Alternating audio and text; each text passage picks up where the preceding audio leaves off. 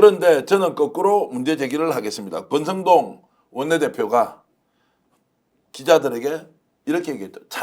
탄핵 찬성하려면 자 3분의 2가 맞다라고 억지 주장을 하니까 야 이거 논란되면 한덕수 물러나지 않으면 이제 큰일인데 라는데 혹시 민주당이 너무나 큰 부담을 가지고 있는 것 아니냐? 권성동 원내대표 어떤 이야기 하는지 직접 들어보시겠습니다. 입법조사처장은 제1당국입니다. 그래서 민주당이 사실상 임명한 기관장이기 때문에 민주당의 뜻에 맞춰서 그런 의견을 냈을 것이고요. 그런 국회 운영위원회 수석 전문위원이 대통령 권한대행에 대한 탄핵은 151석이 아니라 200석이 필요하다라고 입법심사보고서에 이미 명시를 한 바가 있습니다. 국회 사무처 직원은 정치적 중립성이 보장된 공무원입니다. 그걸 국회 입법조사처장과는 전혀 그 지위가 다르다는 것을 말씀드립니다. 저걸 들으면 어떻습니까? 아 이해할 만하다 이런 느낌이 듭니까? 와 진짜 짜증난다. 그러니까 정말 한심하고 저 예. 권성동 저자는 변호사 자격증도 좀 반납해야 된다고 봐요. 예. 완전히 헌법을 창조하고 있지 않습니까? 예. 근데 제가 걱정하는 건 뭐냐면은 제 걱정은 법리적으로 제가 비판하고 이제 권성동에 대해서 이제 문제 제기를 하는 거지만은 이게 과연 현실적으로는 그러면 이 입법부와 또 행정부의 지금 권한 대행이 서로 맞설 때 그럼 여기에 대해서 그럼 그걸 어떻게 해결하는가 이제 이런 게 저는 실질적인 고민이 되는 겁니다. 그래서 저는 사실 한덕수에 대한 탄핵은 저는 최후로 미루고 지금 저는 계속 우리가 신경 써야 될 부분이 윤석열 전 체포 구속이라고 보거든요. 그러니까 우리가 일의 순서가 있듯이 한덕수로 프레임이 가서 싸움을 벌이게 되면 사실은 저는 윤석열 도와주는 거 아닌가라는 생각도 들기는 들어요. 그래서 지금은 가장 우리가 모든 힘을 전 국민적으로 압박하고 힘을 쏟아야 될 부분은 윤석열에 대한 체포 구속. 이거는 안 할 이유가 없는 거거든요. 그러니까 저는 좀 생각이 다른데 옳은 말씀이긴 한데 기본적으로 지금 공수처나 경찰의 시간표는 특검이랑 연동돼 있지 않습니까? 그러니까 특검이 제 시간에 출발하지 않으면 결국 공수처 수사가 만날 수가 없게 되고 검찰로 돌아가는 상황에서 기본적으로 25일 10시까지 잡은 것도 민주당이랑 어느 정도 그 공조 차원의 눈치 보기의 결과라고 생각이 되는데 사실 문제는 특검이 먼저 출발을 해줘야 되는 것이죠. 이를테면 지금 저게 뭐 평상시 같으면은 무슨 뭐 이게 논의가 될 수 있어. 3분의 2인지 2분의 1인지 국회에서 뭐 공방하고 또 조중동에서는 그걸로 기사를 쓰겠지만 저거는 저들이 원하는 거죠. 법리 공방과 무슨 뭐 절차법에 대한 토론으로 국면을 전환하고 싶은 것이고 우리는 당장 내란이 종결되지 않은 상태에서 오늘도 국방위에서 보면은 당장 지금 HID가 무슨 뭐 한 30명이 40명이 아직도 행적이 오리무중이고 걔들이 무슨 뭐 폭탄 가지고 있는데 타격 지점이 뭐 청주 공항이랑 뭐 저 사드 기지라는 거 아닙니까? 그러면 변동이 있겠지. 그리고 직속 장관이 명령 처리하지 않으면 얘들은 뭐 계속 움직일 수밖에 없다고 하는데 국방 차관은 뭐 알아보겠다 정도고 사실 누가 어떤 식으로 어떤 계통을 통해서 명령을 내리는지도 파악하지 못하고 있는 것 같더라고요. 그러면 당장 대한민국 수도 서울에 빌딩 하나가 완전히 완파됐다고 쳐요. 그럼 뭐 쟤들 대단히 그 뭐 그냥 던지면은 바로 터지는 폭탄 가지고 있다는데 그러면은 우리 사회가 안정적일 수 있을까? 도심에 폭탄 하나 터지면 난리 나는 거 아시지 않습니까? 저희가 예. 이제 근데 그렇게 우리가 한가한가요 지금? 2017년 탄핵에서 이제 소위 학습 효과, 나쁜 쪽에 이제 학습 효과가 굉장히 강화돼 있잖아요.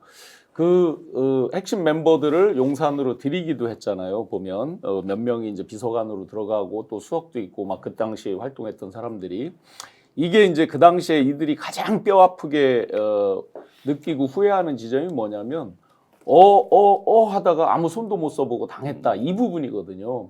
그러니까 지금 이상호 기자님 말씀대로 절차법적 논쟁 이런 건 그들이 아주 원하는 프레임이거든요. 그렇죠. 요 프레임에 들어가면 말씀드린 바가 있었지만 예를 들어서 권한쟁이라든지 예를 들어서 후임자 정해진 분에 대해서 뭐 직무집행 가처분을 걸면서 시간을 끈다든지 이런 프레임에 저희가 휘말려 들어갈 가능성이 있단 말이죠. 몰아붙일 때는 정말 무섭게 몰아붙여야 되는 그런 절체절명의 상황이라고 생각을 합니다. 근데 지금 한덕수 탄핵의 가장 중요한 건 정족수에 대한 고민이잖아요. 근데 지금 우리가 그 내란 공범이라는 부분이 제일 큰 거거든요. 근데 내란 공범은 국무총리 때 한 거잖아요. 권한 대행이 아니고. 그렇기 때문에 정족수 문제는 사실 큰 문제가 안 된다고 저는 생각합니다. 그런 거 아닌가요?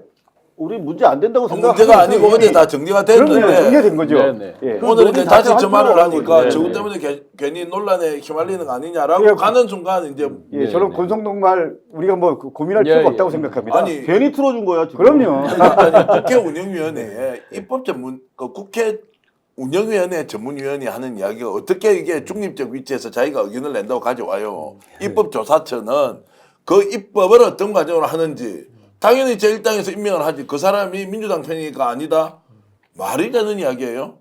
이 사람이 지금 하는 게. 그러니까 저는 그 입법 수석전문위원회 얘기가 무슨 법률적 유권 해석의 권위를 갖는 것도 아니고요. 그냥 그자의 주장에 불과한 거거든요. 근데 저는 이제 이런 부분에 대해서 저도 논쟁을 원치 않습니다. 어차피 뭐 의미 없는 논쟁이니까. 근데 저는 무엇보다도 일의 순서에 있어가지고는 아까 우리 이상호 기자님께서는 그 특검과의 연계성 때문에 이제 수사 부분을 좀 염려는 하셨지만은 저는 윤석열에 대한 지금 체포 구속이 좀 당장 좀 필요하다고 보는 입장입니다. 왜냐하면 검찰에서도 그 공수처법에 따라 가지고 사실은 공수처에 수사만 하지 기소는 또 검찰에 가서 지금 할 수는 밖에 없죠. 특검이 도입되기 전이니까. 근데 그렇다라고 하더라도 윤석열의 내란에 대해 가지고 기소를 안 할 방법은 없는 것이고 만약에 그 검사 자체도 기소를 안 하고 이걸 많이 덮는다? 저는 그 검사에 대해서까지도 저는 책임을 물을 수 있는 우리가 법적 근거를 가지고 있기 때문에 저는 검찰이 이거를 덮기도 매우 이건 어려운 사안이다. 그래서 저는 그거 무서워가지고 사실 윤석열에 대한 체포를 미룬다? 그건 전 동의할 수가 없고 전 당장이라도 사실 지금 너무 지체됐고 너무 늦어졌거든요. 그러니까 첫 단추를 윤석열에 대한 신병 확보가 늦어지면서 전 여기까지 좀 많이 끌려온 부분이 있다. 그래서 저는 한덕수와의 논쟁보다는 아직까지는 시간이 좀 윤석열의 체포에 대해서 우리가 조금 더 신경을 쓸 수 있는 여건이기 때문에 저는 그쪽에 좀 더 집중하는 게 맞지 않나. 자 질문 하나 드리겠습니다. 오동훈 공수처장은 엊그제까지만 하더라도 국회 나와서 아니 뭐 요건 되면 바로 긴급 체포할 수 있다고 했다가 오늘은 당사자가 정말로 출석을 해주면 좋겠다라고 오히려 업소를 하더라고요. 네. 이거는 보면 공수처장이 의지가 없다 또는 분위기 파악해보니까 이 사람이 자 임명을 누구한테 받았습니까? 윤석열한테 받은 거 아닙니까? 대충 돌아가는 거 보니까 한덕수 건재하고 용산에서 계획을 세우고 있고 친윤들이 지금 당을 장악했다. 이러니까 오히려 발을 빼는 거 아니냐. 공수처 제대로 움직일 가능성이 더 없다라고 보는 시각도 많습니다. 공수처장의 정확한 워딩은 뭐냐면 윤석열 대통령님께서 출석해 주시길 당부합니다. 예, 예. 세상에 예, 예. 아니 단순 절도범도 아니고 내란 수괴한테 꼭 좀 출석해 주시길 당부한다라고 하는 것 대단히 불쾌한데 네.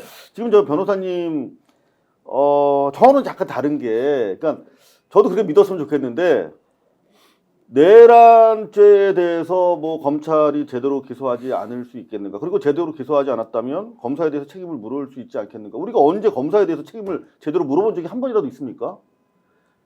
이게 제대로 다른 우리 새로운 세상이 된다면 모르지만 그런 새로운 세상을 좀 만들어 나가는 과정도 이렇게 힘든데 그래서 저는 중요한 거는 물론 이제 변호사님 판단은 체포가 이루어진다면 일단 윤석열이 감옥에 꼬린한다면 일단 이 기운 반역의 기운이 어느 정도 꺾이면서 뭔가 좀 내리막길로 갈 수 있을 것이다. 이를테면 박근혜 때 아까 이제 정호성 비서관이 들어가서 지금 조언을 하고 있을 것으로 보여요. 탄핵 국면에서 어떻게 정무적으로 판단하는 것이 좋은가.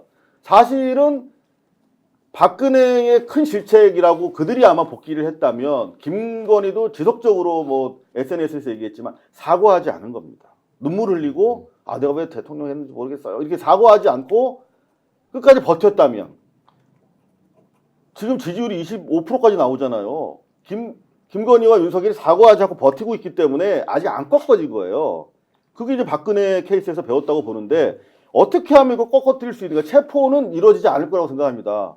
총 들고 버틸 거예요, 경호처에서. 저는 그렇게 봐요. 그 내전 양상으로 발전시키고 싶을 거고. 그토록 원했는데 외환도, 내환도, 내란도 용산에서 일으키는 겁니다.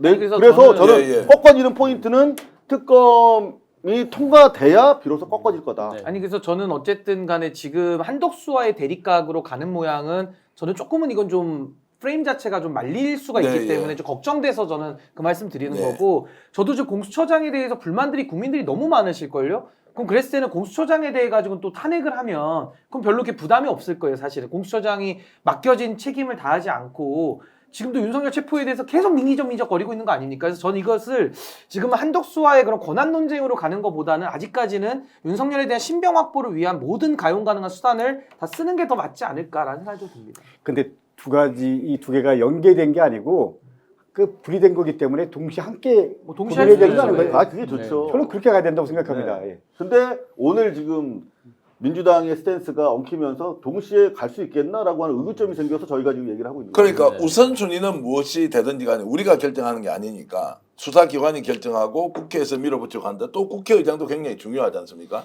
한덕수의 판단도 중요하죠. 그러나 동시에 여러 가지가 같이 가서 정리가 되는 국면으로 접어들어야 하는데 갑자기 동시에 뭐가 가다가 덜컥 섰는데 알고 보니까 세운 세력들은 나름의 치밀한 계획을 세워서 가지고 공격을 하는 것 같다. 이제 이런 느낌이 드니까 아차 잘못하면 큰일 나겠다. 제가 좀 민주당의 그 몇몇 의원들이랑 얘기를 예. 해봤는데 오늘 취재를 하셨다는 예. 거죠. 예. 최상목 그 부총리에 대한 아마 판단이 좀 안 서는 것 같아요. 네. 최상목이 왔을 때 과연 만만하게 소극적인 대응을 할 것인지 아니면은 전혀 예상 못했던 한덕수처럼 적극적으로 무슨 뭐 대통령질을 할 것인지에 대한 판단이 모호하죠. 이 사람이 뭐 보여준 레코드가 없으니까. 근데 중요한 거는 변호사님도 아시겠지만 헌법 규정에 특검 같은 경우에 그 15일, 31일까지 제의를 하지 않을 경우에 자동적으로 공포되는 효과가 있지 않습니까? 네. 차라리 그게 낫다는 거죠. 지금 31일 날 국무회의에 안건 상정을 하겠다는 거잖아요. 특검을. 그건 뭡니까? 통과시키려면 그 전에 통과시켰죠. 거부하겠다는 명백한 의사라고 보여집니다. 네. 그렇다면 지금 31일까지 기다려줄 것이 아니라 하루라도 내일이라도 제의 요구해서 만약에 안 되면 어떡할 거예요? 김건희 될 것 같습니까? 지난번에도 안 됐잖아요. 갑자기 더 나아졌나요? 지난 열흘 전보다? 불리해졌잖아요. 그러면 빨리 한덕수를 날리는 것이 최상목한테 선택의 폭을 좁히는 오히려 공격적인 결과가 될 것이다. 따라서 지금 최상목에 대한 뭐 성향 검사 분석하고 뭐 이렇게 청문하고 있더라고 아직까지도. 근데 넘기는 게 맞습니다. 제가 판단했을 때는. 오늘 이제 최상목 부총리 그 행보를 보면 그 약자들 이제 그 방문하고 이런 이제 민생 행보를 했거든요. 그러면서 일각에서 이제 벌써 권한 대행 또 대행의 행보를 한다 이렇게 자기 이제 정치하는 거죠. 예, 나오고 있는데 지금 이상호 기자님 말씀대로 제일 우려되는 게 한 가지 있어요. 대행에 대행을 했는데 또 시간을 끌다가 만약에 뒤에 가서 또 지금과 비슷하게 되면 우리는 똑같은 걸 또 반복을 해야 된단 말이에요. 사실상 그때 가서 지금 이런 패턴의 것을 그러면 또 바꾸고 한다는 게 너무나 황당해지죠.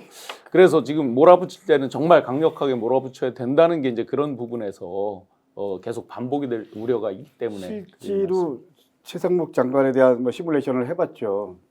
그러니까 공식적으로 해본 건 아니고 비공식적으로. 근데 기재부 차관 출신이잖아요. 기재부 관료 출신입니다. 정통 관료입니다. 근데 차관으로 끝났습니다. 그 다음에 이 사람이 차관으로 끝나면 통상적으로 예를 들면 정부 부처의 그 산하기관장으로 가거나 아니면 뭐 또 장관으로 가거나 이러죠. 근데 이 사람은 그야말로 농협대학 교수로 갔습니다. 한직 중에 한직으로 간 거예요. 이 사람은 비교적 인정받는 관료였습니다. 그런데 사실 윤석열 후보가 선대위에 끌고 오면서 잘 아실 거 아닙니까? 네, 같이, 경제정책 예. 총괄하고 뭐 이러면서 되면서 경제수석으로 들어갔잖아요.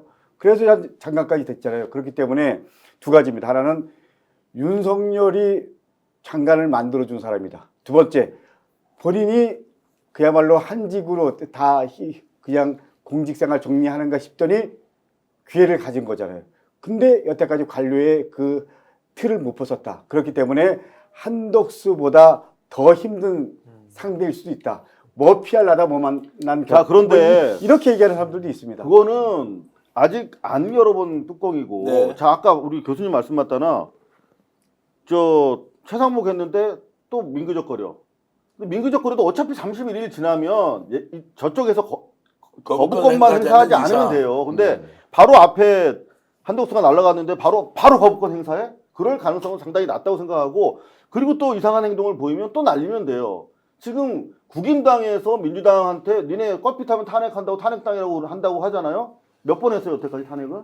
24번? 25번. 25번 했다고 탄핵당이고 26번 했다고 더 탄핵당이 그런 거 아니잖아요. 어차피 25번을 하든 26번 하든 우리의 탄핵이 정당하다라고 하는 믿음만 있으면 26번, 27번도 해야 되는 것이죠. 그거를 국민들이 보고 계시잖아요. 탄핵할 만하다라고 다들 생각하잖아요. 여론조사 해도 75%가 국민들이 알아요. 국민을 믿고 아니면 또 날리고 오히려 저들이 두려워해야 될 문제지 우리가 두려워할 문제 절대 아니라고 생각합니다. 국민을 믿는 정치라면. 자, 지금 댓글로도 저희들이 뭔가 분란을 조장하는 게 아니고 오늘 민주당에서 탄핵을 밀어붙이고 자, 내일 모레라도 표결을 하자라고 하면 됐는데 26일까지 갑자기 탄핵을 유보하자고 하니까 댓글로도 이제 스픽스 안 본다, 나 구독 취소한다 이런 분도 계세요. 왜 민주당 편을 들지 않느냐? 민주당 노력하고 있다. 26일 날 현실적으로 표결하기 어려우니까 그때까지 기다려보자고 하는데 왜 이해하지 않느냐. 그런데 그 의견도 있는 반면에 왜 이런 데 쫓고 있느냐. 한덕수의 본질을 아직도 모르느냐. 윤석열하고 한패고 내란 세력인데 이거 제대로 가지 못하느냐라고 하는 이 의견까지 섞여 있기 때문에 저희들 구독 취소하는 게 중요한 것이 아니라 지금 이 엄중한 상황에서 민주당이 1.1핵도 빌미를 줘서는 되지 않는다. 국민들이 워낙 개강되어 있는 상태이기 때문에 어떤 식으로 설득 논리를 가지고 국민의 마음을 얻고 가야 하는데 그것이 아니다라는 부분을 여러분 지적하는 겁니다. 지금 아닌 것은 아니고요. 맞는 것은 맞는데 더 이상 이런 착오가 생겨서는 안 된다는 말씀 한 번 더 제가 강조를 좀 드리고요. 예, 근데 제가 21대 경험도 있고요. 지금 22대 한 6개월 지났잖아요. 6개월 지나면서 제가 나름 내린 결론은요. 21대 민주당과 22대 민주당과는 확실하게 다르다. 이 부분만큼 분명히 말씀드릴 수 있습니다. 적어도 예를 들면 싸울 때 제대로 싸웠고요. 그리고 함께 할 때 함께 했고 이 부분만큼은 제가 확실하게 말씀드릴 수 있습니다. 오늘 제가 의총 끝난 다음에 2시간 동안 어떤 일이 벌어졌는지 그리고 왜 이렇게 판단을 좀 다시 바꿨는지 이거는 정확하게 모르겠으나 이 부분에 대한 부분은 제가 보기엔 26일 입장 최종적으로 다시 한번 얘기할 때 배경 설명에 대해서 기자회견 통해서 할 겁니다. 그때까지 한번 기다려 주시고요. 그러니까 저도 당연히 탄핵을 해야 된다는 입장인데 네. 이제 민주당은 26일로 밀어놓은 거잖아요. 그러니까 26일까지도 태도 변화가 없으면 전 반드시 해야 된다고 봐요. 그럼요. 근데 예. 그 시간을 지금 벌었기 때문에 그거 가지고 지금 우리가 여기서 좀 논쟁을 했던 건데 저도 그 시간 동안에 많은 국민들께서 지금 부글부글 하신 것도 맞고 또 중간에서 또 지금 민주당에 대해 가지고도 조금은 좀 무리한 거 아니야? 라고 지금 주장하는 분도 계시긴 계시거든요. 그러니까 그런 분들까지도 조금 더 설득해서 한덕수 탄핵에 대한 필요성을 더 강조한다면 전 26일에는 반드시 탄핵이 이루어지고 그걸 통해서도 어쨌든 그쪽 흐름으로 가는 거니까. 그래서 저도 오늘 안 된 거에 대해서는 뭐 민주당 입장에서도 나름의 뭐 사정은 있지 않을까라고 미루어 짐작을 해보는 아니 겁니다. 강덕구 의원님 말씀 예. 들으니까 우리가 뭐 나쁜 사람 같아요. 왜냐하면 민주당이 21대와 22대가 다르다는 거 우리 시청자분들 지금 13,000분 예, 계시는데 12,900분은 아실 거예요. 네.